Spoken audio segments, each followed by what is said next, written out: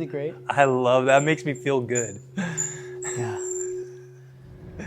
All right, I'm here at the temple where I'm meeting my buddy Eshin, and Eshin is an ordained Buddhist monk here in Japan, which is really cool.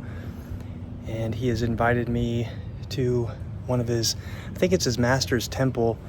I want to do an interview with him and get to know some of his background and what got him into, the decision to be a Buddhist monk here in Japan, because it's no easy feat, and I don't know exactly what's entailed to get there, but he's going to give us all the details. So really looking forward to this conversation. Eshin, I've known him for a few years now, and just a very cool, interesting guy, and really looking forward to getting to know him a little bit better. So hope you guys enjoy the conversation. Got my go in, waiting for Eshin. Give me the grand tour, just taking a look around. Very peaceful, very quiet. Gonna make my prayer.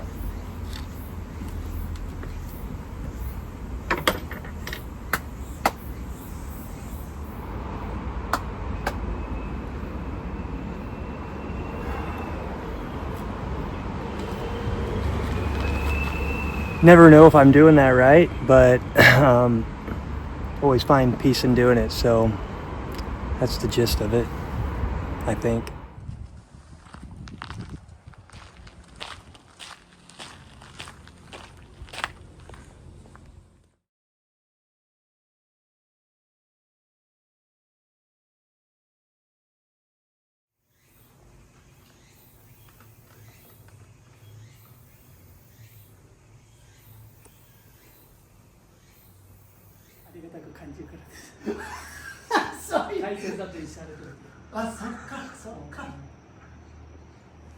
What's his answer? His answer is, 見えないことが効果というか大切にしてるなという。it's like a 例えばそれと同じように大切な人ですよという。So he 表に出ないというか。in Japan, of course, the emperor, in an official way, sits behind a bamboo curtain, and you don't actually see him. He's being treasured, protected. And so the Buddha in a Japanese temple is hidden with the same kind of bamboo curtain, in the same way to show that he's being treasured. And when people see that or encounter that, they have a sort of a feeling of gratitude for the Buddha being treasured. だからヨーロッパのエンペラーとかキングもカード。これです。おしゃれです。大丈夫、大丈夫。 Oh my gosh. Oh, that could ring forever. Let me get the mic nice and close. It is a ridiculously good sounding bell. Is this a certain frequency that you I know don't. of? No, I don't think it's calibrated like that. I think that they're just. I mean, of course, they're handmade, and they're just made to sound good. My master has a sense of. What do we say? He's got a real sense of taste. He likes the good ones. Yeah. So. I mean, that it's just giving me goosebumps, man. It's You know, there's those old stories that there used to be these bells in the Catholic churches that they took out because they would give this certain frequency that were healing, and they wanted to get them out. This is still going. That sounds awesome. Okay.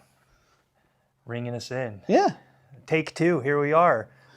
My hair got a little bit longer since last time we met, but yours is the same. My haircut stays the same. How nice is this? So, can you just do a quick introduction and maybe tell us why you don't have any hair? Sure. Well, my name is Eshin. I am a Zen Buddhist monk. I am from America, and I have... I came to this temple actually, and the abbot very kindly just said, "Sure, you can do meditation here over in the corner," which you can't see on the camera, but it's behind you from where you're looking. And I just came every day, and he made me a monk eventually. What's an abbot? An abbot is the kind of the live-in caretaker and officiant of ceremonies in a temple. Okay, and that is your master? Yeah. who was here last time, and his name again? His name is Horiba Tetsudo. Horiba Tetsudo.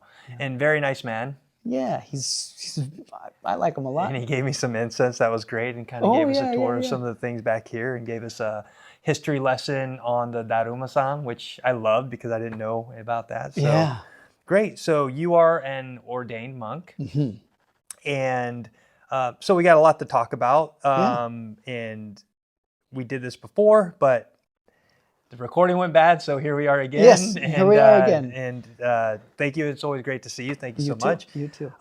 So you're an ordained monk, but like, where did this start? You told me a story about when you were a child and you were at home, and maybe that's kind of where it started. So can you tell me about that experience you had? Yeah, in the very beginning, see, like at the time, of course, I didn't think much of it, but years and years later, as I found myself drawn into the whole Buddhist thing, or even into a spiritual quest, I looked back at that moment and go, that was a weird thing. That was the beginning of me going, I'm looking for that thing. That was the big bang. That was literally the big bang. So I grew up in a really countryside house, and had really big picture windows, and no one was home usually, for a couple of years. No one was home when I got home from school. So I would go in, and it was dead quiet.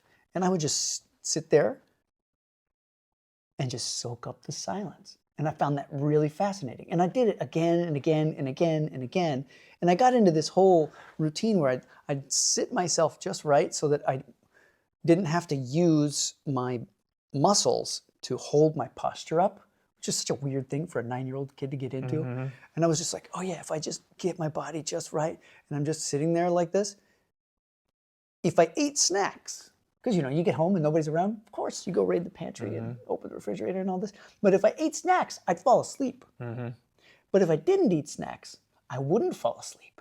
And that was super fascinating to me. So I would like get home, just put down all the stuff, just get in there, just like now, dead silence, and I'd sit. And eventually I started to notice how my thinking was behaving. Like, I keep thinking about stuff, or like seeing weird things, but then actually it felt like, this just comes and goes and comes and goes, and I was fascinated by that. And then one day, I was looking out that, kind of facing that big picture window, one of those big picture windows, and I saw this like shock wave ripple through it, like across my whole field of vision. And I didn't move, but I was really struck by, what the heck did I just see? Is this another one of those weird things that I see sometimes? Because this is new. It had been like some time. I'd been doing this very familiarly. I had become very familiar with this sitting still thing. I thought, what the heck? And then all of a sudden I hear a boom off in the distance. And I went, there's a quarry that's like 2 or 3 miles away from my house. I knew about that quarry. I'd seen it once before.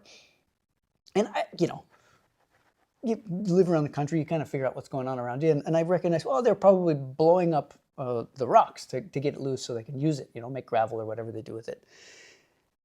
And probably I had the sense that shock was from that boom. But what struck me, even though I recognized, that's the explanation of what that is. What shocked me was that the whole house seemed to move. Like I could see not just the glass, but like the wood, the structure of the building just flat, like rippled like a wave before my eyes. And then I had this insight that even this home in which I live, which is older than me and will probably outlive me, is not permanent. And then I had this, was like, if the house isn't permanent, then I'm surely not permanent. And then it was like, my mortality is right there. My limited life is right there. And I was like 9. And I kept doing it, and I tried to explain it to some kids on the playground, and they're just like, you're weird. And so I was like, I don't think I can tell anyone about this. It's not gonna go anywhere. So I just stopped talking about it. So basically it was meditation, although you probably didn't know that it was meditation at that time. Yeah. Because that sounds absolutely impossible for me to do at 9 years old. I had way too much energy. I couldn't sit still for 5 seconds, let alone enough time to, you know, observe my thoughts or surroundings in the silence. That's it's kind of unusual for any kid at 9 years old, I would say. And I think I was like that too as a 9-year-old, 10-year-old kid, but it was that context. It was dead quiet. I didn't have to worry about being yelled at by my parents for anything, and my big brothers and sisters were not around. And it really started with one day I just stopped. I didn't turn on the TV. Just like this, all of a sudden my hearing became as wide as everywhere I could hear. And that was like, whoa, this is stimulating actually. But I couldn't do that until I sat my body quietly. So yeah, maybe that's weird for a 9-year-old, I don't know. Yeah, I mean, even now, my friend, because I'm into meditation, and my friend's like, as high strung as you are, even at this age, like, how do you meditate? Because I think in meditation, you have to get in. It's like that song, you got to get up to get down, right? You've got to get in to get out. So you get inside yourself, and then you can get out. And it sounds like you did that at a young age, which is quite impressive. So very cool. And, you know, your journey as a Buddhist monk did not start in Japan. It actually started in America, right? That's right. So like, when did you kind of take a step into your first step into this journey that has now brought you into an ordained Buddhist monk in America? My first introduction was by a cousin who I have a lot of cousins, like more than 100 cousins. So it was living in Chicago at the time, and I met this person on the train at a train stop, and she seemed cool. She kind of had a Texan accent, and a bunch of my family are from Texas. And she is, of course, one of my family. But we didn't know that at the time. We met, we became friends, and she was studying in a Jesuit college at Loyola in Chicago. And sometime, I think just before we found out that we were cousins, which was a funny realization. It was so we're so lucky that we didn't like try to date or anything. Yeah, I didn't want to ask.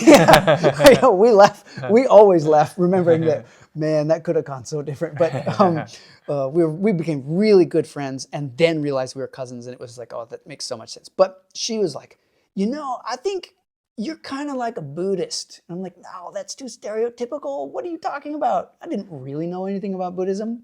Because like she was in kind of as Jesuit, that's more like Catholicism. Yeah. But the Jesuit, Loyola is really cool. When you study religions, you have to cover all of them. Oh, okay. So at least a little bit, you have to get familiar with everything. It's not like only Christian, which, hey, I respect. And so she said, I had to write this report on Buddhism, so I went to this temple. Can I take you there? It's pretty interesting. And then I was like, yeah, okay. And she dragged me into a temple, and I didn't like it at first, but I thought, maybe I have to see it more to figure out if it's like, what is this place? What is this place about? And then I just kept going, and I kind of got hooked. And how old were you at that time? At that time, I was like 23 or 24. Okay. Yeah. And so from 9 years old to that point, did you continue meditation on your own? It changed because from 10, I started playing trumpet, and then I became obsessed with that. Which he's a very good professional level trumpet player, by the way. And I got obsessed with that as one ought to if one is, I don't know what happens, I guess, if you're a kid and you start playing an instrument, have fun. But I kind of, when I went to college for music, I started running a lot, and I got really into running barefoot, which is weird, but I did it anyway, and that physical activity is, especially when you run, if you run, lots of runners say, oh, you got the runner's high. But if you run barefoot, that runner's high is like on a whole other level. And I've gotten the runner's high, and I love it. It's good, yeah. It's just a shame our bodies don't just last forever. But I found that, also looking back at that running period of my life, when I was running like 60 or 70 miles a week, like a lot. I was just pounding in the miles. And that was my meditation. That was where I was like totally zoned into the feeling of my body on the earth and all of the surroundings. And of course, I was in a rural-ish part of Texas, north part of Texas, and so I'd run off into always on the roads because there are like thorns in the grass in Texas. Don't run in the grass. But being out there among the cows and the horses and the nature, and it's a zone. Sure. And you can't stop running because otherwise you get eaten by mosquitoes. So you're doing cross country. Yeah. I still aspire at some point in my life to run an ultra marathon.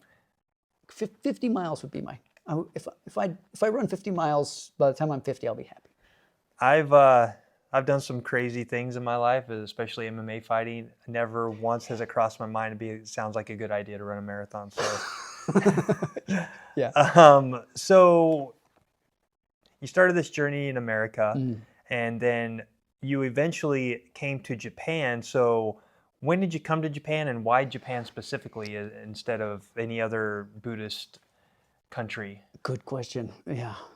Well, when I went to graduate school, I again went for music. Some years after, I lived and worked professionally in Chicago. I then there was an economic downturn and change of relationships in my life, and I sold myself into a graduate school that would, give me a nice scholarship, so I didn't have to pay. And playing trumpet and writing music. And I chose a place that had a temple nearby, and it happened that temple was a Japanese Zen temple, and the abbot of that temple lived and trained in Japan for a long, long time, and so he was a white American dude with an Irish last name. And Flanagan. Yeah, McMullen. Oh, cool. Yeah, they're all cool. Yeah, they are cool. And yeah, if you met him, you'd love him. But he really made a huge impression on me, and I wanted to become a monk. I wanted to become his student officially as a monk, and my fate basically said no. And so then I ended up moving back to Chicago after I spent a couple of years living in that temple. And then I had a wonderful pivot point where I had a boss, an elementary school principal who was retiring, who I absolutely adore. And as she was retiring, I said, you know what, if you're not working anymore, I'm not working for the next person because they don't have the integrity that you do. And I said, what should I do? And she said, the thing that you keep making excuses for, but really want to do. And so I said, okay, then I'm moving to Japan. And I just cold turkey moved myself here. And I was like, what am I going to do? I don't even know what to do. And how long ago was that? How old are you? How old are you now? I'm 40 now. 40, okay. So how old were you when you first? 33 when I first officially moved to Japan. Okay. I visited once before that, but okay. Yeah. Cool. And you landed in Nagoya. Okay. Which is not far. We're not in Nagoya now, but basically like suburbs of Nagoya. Yeah. Very cool. Okay, so that's kind of your early, what got you to Japan. So let's talk about actually becoming ordained and the process like this, and a few more questions I have. Okay, so what does it actually mean to be an ordained Buddhist monk? That's a great question, Ron. To be ordained means casting off the worldly concerns that inform the basic operation of modern human life. Wow. Not the answer that I was expecting. Yeah. I thought it was like a certain amount of meditation you have to do and you get a certificate. Can you say that one more time and kind of go into more depth about what you mean? Yeah.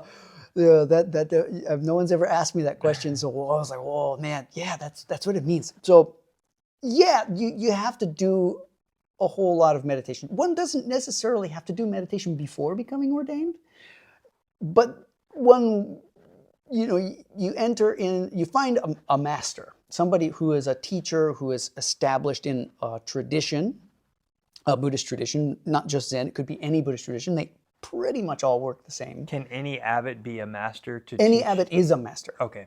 Like you can't be an abbot. You can't become the resident priest of a temple until you are already a master. Okay. or your master has verified you as a master. And so you find someone who has the wisdom to teach, and you strike up a conversation with them, and then maybe you engage practice with them, and you get closer and closer and have lots of conversations and do lots of whatever that Buddhist practice. Some traditions of Buddhism do different forms of meditation. There are those guys who do the meditation in waterfalls and stuff like that. In Zen, there's none of that. I've done it. Yeah, I want to try. You have to, right? It's probably it's like, really oh, cool. that's a great waterfall. No one's here. I'm doing it. Yeah, why not? Yeah. But that so you get in a close relationship with that person, and if you have a good relationship, if a good relationship forms, then you can probably ask when that person has seen, oh, this person is really serious and seeking and trusting at the same time the Buddha way as they were handed by their master. Because each master, it's like a big tree. You have all these different styles and stuff like this. And if you're going to take someone as a master, or they're going to take you as a student, then you have to have a mutual trust. Mm-hmm. And so I'm a temple nerd. And so as soon as I moved to Japan, I just went to every temple I could go to. And I still love to do that. There's a lot of them out There's there. a lot. Yeah. And where we're in Aichi is actually the most temple-dense prefecture in Japan. Did you know that? I think you mentioned that before, but previously did not know that, which is kind of interesting. Yeah, there's a ton. There's a ton everywhere. It might be because there was a big samurai guy that lived here. Oh, sure. And all of the people around him had money. And Nobunaga. And they just were like, build a temple there. Oh, build a temple here. This temple was built by like a cousin of Nobunaga, for example. Okay. So there's some connection to samurai. And there's like 1,000 or 1,500-year-old Buddha over there we saw last time. I'll put it in the video. Super cool.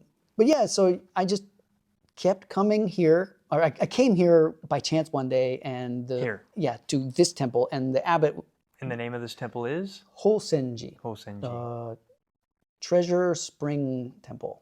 Cool. And there was an old guy outside, and he looked interesting, and my Japanese wasn't very good then, and I asked him if I could do Zazen here, because I kind of explained that I was familiar with Zen from my time in America, and he was like, oh yeah, you can sit here. And so coming every day, showing up every day, asking him questions, kind of gently all the time, and he came to trust me, which was really cool. And then he offered, I think you want to be a monk. And I said, does that mean that you'll give me ordination? He goes, yeah, maybe so. He's like really casual about it. Some people ask. You get to that point, you get kind of a closeness with a master, and you ask, hey, I would like to be ordained by you. And sometimes they'll say no, but if you really like them, you ask again. Mm-hmm. Traditionally, we ask 3 times. Yeah, you get turned down 3 times. Always what I read in every book about those things. It's always 3 times. Not just this, but just in everything I've ever read. Yeah. It's good to ask 3 times to make sure you really want it. Yeah. And you get cast away, and you're just like, okay, well, I'll try that again later. But this time, I didn't ask. It was gently offered to me by virtue of my insistence on showing up and doing Zazen and asking questions about the whole thing. And how often were you coming? Every day, sometimes every day, sometimes twice. Wow. Okay. So it's not like Buddhism isn't like some religions where people are going out and recruiting.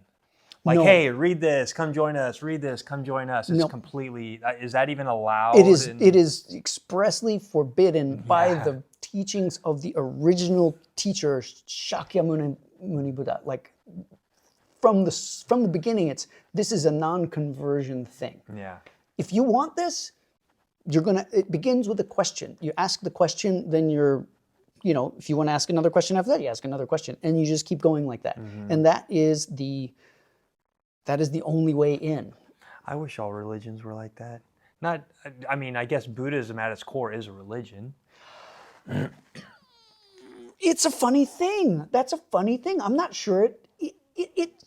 Because Stoicism is also by definition a religion, I think, but it's more of a philosophy. And Buddhism and Stoicism are really similar. Are very similar and popped up at about the exact same time in history at 2 points in different points. I'm not so sure that Stoicism wasn't influenced by Buddhist monks who went to Greece. Maybe. Like there was Buddhism in Europe. Those guys were open to learn and talk to anybody. You know, they love that stuff, which I love Stoicism. Yeah, that I'm not so sure that they don't have a connection at some point in history. But the whole thing is it's like there's no God. There's lots of like deities you see in the temple. There's all kinds of weird figures, and you're like, are you worshiping that? It's like, no, not really. You know, sometimes I bow to what it means, but this statue is just a chunk of wood or bronze or whatever it is. But it has meaning and purpose. It does. And expressing our humility to, like, for example, a statue of the Buddha is representing the fact that somebody started teaching how to live, how to be a good human being, and that person's way of teaching spread. And a lot of people thought about how to be a good person really hard and tried, and then other people were impressed by how that person was, how they conducted themselves in life, and then asked them, hey, I'd like to be your student. And they became the next, monks after that, the next students of those people through history, on to, my master, and then me taking that official, not ordination, that official thing from my master. It's like, not exactly, it's hard to define a religion. Yeah. Is there like written records that trace directly back to, is it Siddhartha Gautama? You said a different name earlier. But is there written records that go directly back? Like, for example, Jesus Christ. And I am, I guess, a Christian by definition because I believe in Jesus. I wouldn't call myself religious by any means, but it's hard. There's no proof. I'm not trying to get into that subject, but there's no like real solid evidential. I believe he's a real man and he walked the earth and he had very special talents, abilities, and was sent here for a reason. I completely believe all of that. But there's nothing that's like, oh, Jesus said this and it spread. Is there something that directly can go back that we can physically, tangibly hold that goes back to Buddha? Because that was like 2000. That was about the same time, right? I mean, when you go that far back, it's hard, right? It's hard to say that that's a real thing. And there are people in the history of Buddhism who are well documented in various places for whom there are no remains. There's nothing that says that actually this was where, like, it's a little bit unclear. The stories and something that was written is attributed to them. Those kind of things happen. Do they? But the Buddha, as far as like historians and anthropologists go, really existed. He was a guy who was born into a kind of a royal family in the northern part of India, and he started basically not like a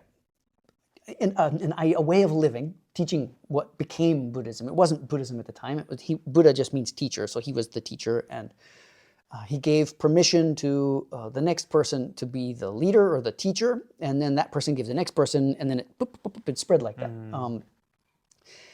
Is he seen as a prophet? No. Right. No, he's just a man. And there's a really funny story about a merchant that was nearby, because people would know, oh, the Buddha is this really wise guy, and like when you have problems in your life, you can go ask him, and he usually has a really kind of helpful answer. And he used what people believed, like, for example, there are a lot of people who are believers in the Hindu pantheon in that area of India, as there are in India now. And so he would use the examples of their mythologies to make points that were really helpful and like medicinal to the way that they were confronting the problems in their own mind. And one example was this merchant thought, oh, I heard that this wise man was nearby, and I want to go ask him a question. And he went to the forest, and he sees all these bald people in the forest. And at the time, being bald was a scandalous thing. And so there was a pejorative term from the priest class of Hindu, the Brahmins, who they called the Buddhists the skinheads, or the shavelings. And Shavelings? Yes, cute, right? But and so this contradicts the image that we have now of a Buddha with the little pop heads, hair. But at the time, this merchant goes to this group of bald people, and he sees the guy on the edge closest to him, and he sits down. He says, "Oh, so this is like pretty cool, right?" And he goes, "Oh, what have you come here for?" And he goes, "Well, kind of thinking about this, whatever, blah, blah, blah." And he asked him a question. I don't remember. Maybe the content of his question wasn't all that important. But what was really important in the story was he had a casual conversation with the bald dude. And then the bald dude said, "I'm sorry, it's time to eat." And he got up and he left. And then the next closest bald guy goes, "Whoa, how was your conversation with the Buddha?" And he goes, "That was him?" So the point there in that story is that you can't tell the Buddha from anybody. Mm-hmm. They all look the same. Mm-hmm. When you're in the club, when you're a bald guy, everybody's like really respecting this dude. So he's the Buddha, right? He's the one who always talks. But from the outside, they all look the same. Mm-hmm. The clothes are the same, haircut's the same. So there's no real. I mean, there sounds like there is some kind of hierarchical, leveling to it, but in the end, really, everyone's kind of seen as the same. Well, all the same when you cast off the materialistic markers by which we discriminate one person from another. So, like, in terms of like the skin, the blood, the bones, the muscles, nothing is different. What's different is the restraint. We get wild thoughts. We get angry. We get sad. We get like overwhelmed with grief. But what Buddhism teaches us, what Siddhartha Gautama kind of left, which has changed slightly depending on what people need, and became Zen about 1,000 years after his lifetime. Zen is about paying attention. That's one. It's kind of like mindfulness. It's sort of the root of mindfulness. And then two is not being moved by, it means not being thrown off by whatever you see or experience on the outside by all of your senses, nor by the emotional feeling that comes along with your memories and all the thoughts that come up in your head. Which is very stoic. It's super stoic, right? Yeah. Yeah, interesting. So if, maybe same topic a little bit, mm-hmm. If a Tibetan Buddhist monk or an Indian Buddhist monk or wherever, Thailand, shows up on the doorsteps and asks if he can come in and be a part of a ceremony or stay the night or do meditation here, he would be completely welcomed. And would he or she get, can women be ordained? Of course. He or she would get any kind of different treatment if besides like if I came up and did the same thing?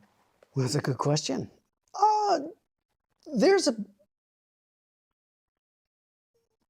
How to say? If someone comes and we have a sort of way of verifying the authenticity of them being a monk in some other tradition, it's like if they're a Zen monk in the same tradition that this temple is part of, then we can see that immediately. Like the way they dress, the things, the parts of their clothing, and maybe some of the terms they use are like, oh yeah, this person's clearly on the inside or whatever. Inside, that sounds weird, but knows this thing, and that makes it is a cult. I knew it. But that validates their commitment to comport themselves in an appropriate way in this context. And what would be inappropriate would be to be like a cult and just give me your money. I want a car.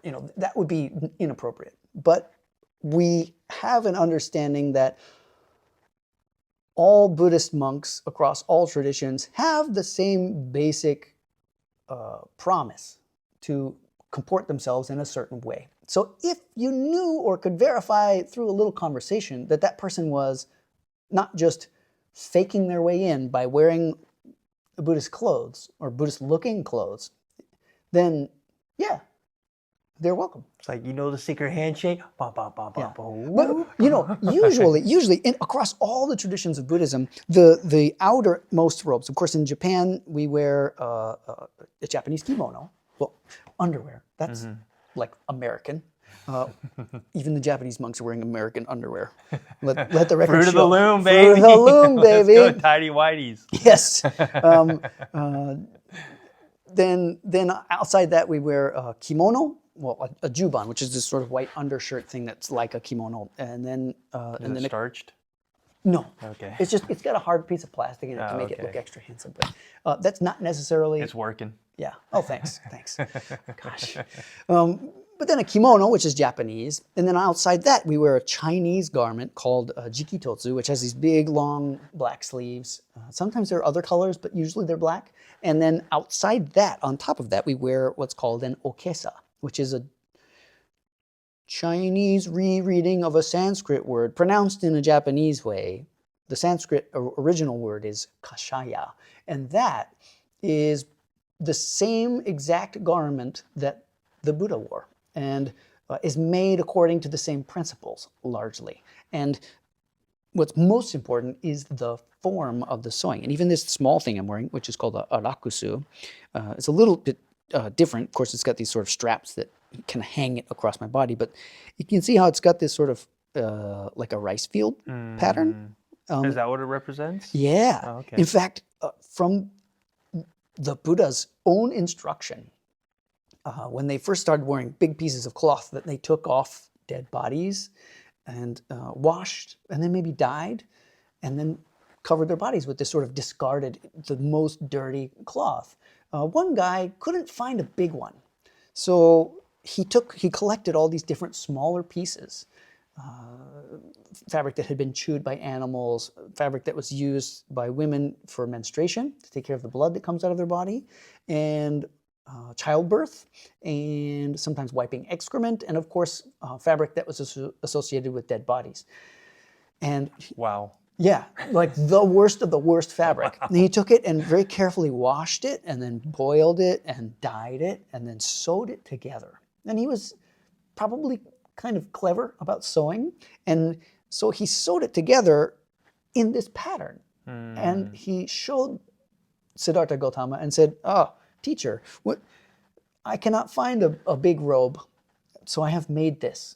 Is this okay? Is this acceptable? And the Buddha saw it and said, this is just like the fields, the fields of rice. In India, they grow them just like they do in Japan, where the water goes in the top one and it bleeds off into the next one, and the next one it flows through. And the Buddha saw this and paid attention to how the topmost part is the highest, and it drops off to the next one, drops off to the next one, drops off to the next one. And he said, this is just like the Dharma flowing everywhere. And we shall all make our robes like this. And so every Buddhist tradition, if you see a real monk and you can catch a glimpse of their robe on their body and it's not sewn like this, they're probably not real. Fraud. Yes. Stolen valor. Because even the Dalai Lama's robe is sewn together the same way. Okay. That's cool insight. I'm going to check that out next time I see there's plenty, there's not plenty, but you see some monks around, you right? do. So. And you sure bet if they're not wearing a garment with this pattern on it, it's worth having a doubt, is what I think. Okay. Are you real? Show me your credentials. Yeah, you don't have like a card or anything you're carrying around showing you're a monk, right? Yeah.